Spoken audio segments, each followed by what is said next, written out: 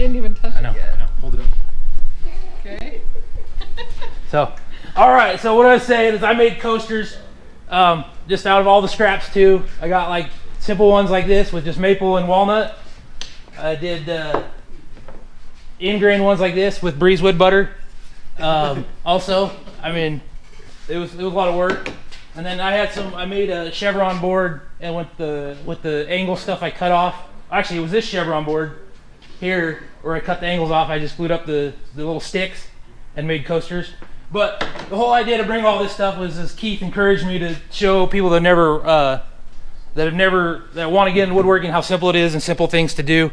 I got a couple other bigger ones here. One with the juice groove I just did the other day, and then I was going through my videos. I had a notification, and it's been 1 year since I've been here a little bit longer than a year, but it's been 1 year since I built this chessboard.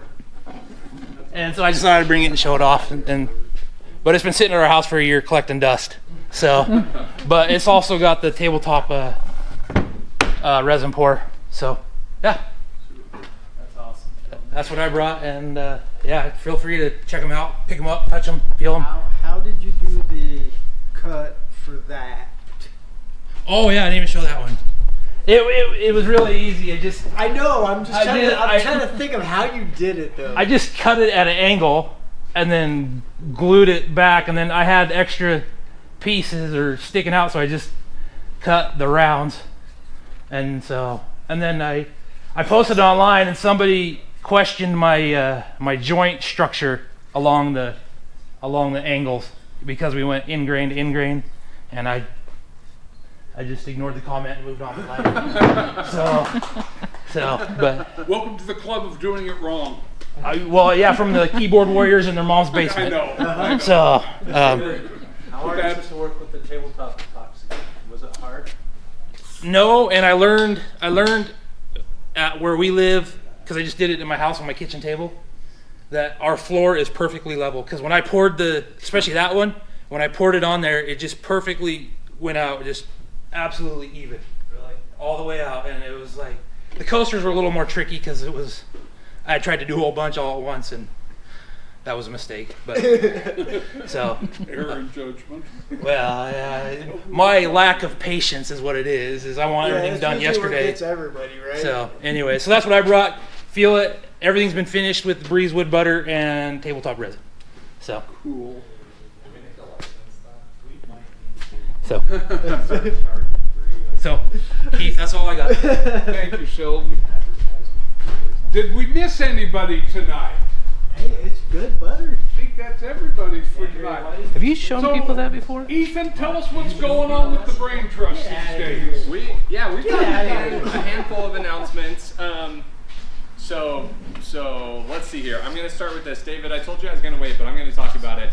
Raise your hand for just a minute, David, over here. So we've been talking to him. He has been into our shop a handful of times, knows a ton about some of this equipment, and we kind of honed in on the jointer. We're going to do just like a jointer basics class so that you can learn all of the different adjustments and like when you're getting snipe or blade marks or different things, what you can do about that. We have not picked a date yet, so watch the website. That's coming soon, but I wanted to say thank you, and we're excited for that.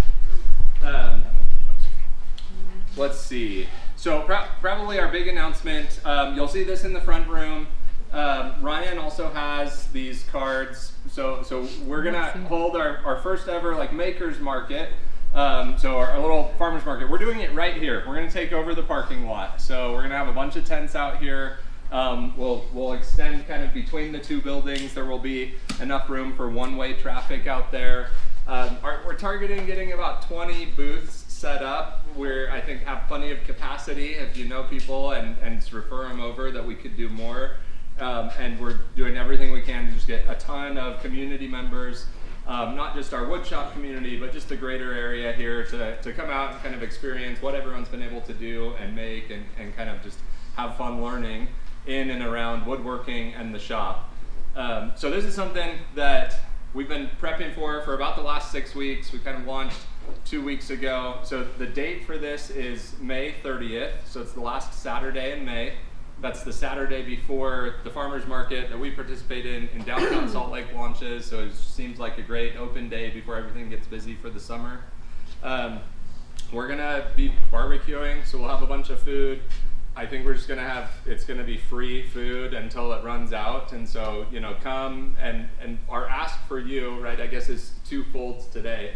Anyone interested in a booth, well actually, a handful of you here are planning to be in a booth. If you're doing that, so if you've made things, whether you're selling them or just kind of displaying them like show and tell, let's get some hands up just so people can see.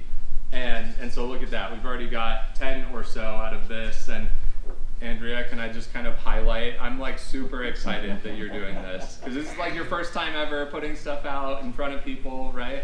And so I would encourage everyone, like this is the best place to do that. And so over the next couple weeks, you've got a couple weeks, even if you make a handful of things and you're like, it's not enough for a full booth, I don't want to do this alone, we can put you with someone or combine some way, right? And just make it a fun time.